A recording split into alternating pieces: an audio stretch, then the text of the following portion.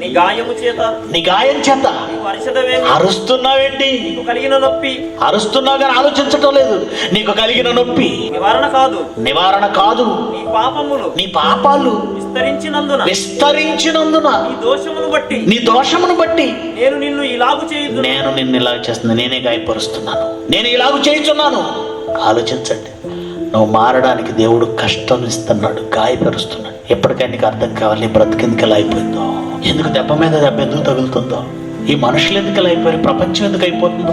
ఆయన మారతామని దెబ్బ మీద దెబ్బ కొడుతున్నాడు. మారకపోగా మరింత కఠినమైతే చివరికి నోవహు కాలంలో జలప్రళయంలో తీసుకున్న నిర్ణయం లాంటివి తీసుకుంటే మనం ఉంటామా? నెక్స్ట్ టార్గెట్ ఎవరు? మీరు మారు మనసు పొందని ఎడల మీరును మీకంటే ముందు పోయిన వారిని చూసి మారిపోండి. ఛాన్స్ ఇచ్చాడు, మారిపోండి. లేకపోతే మనం మరొకరికి పాఠంగా మిగులుతాం. పాఠం నేర్చుకుంటావా, మరొకరికి పాఠం అయిపోతావా?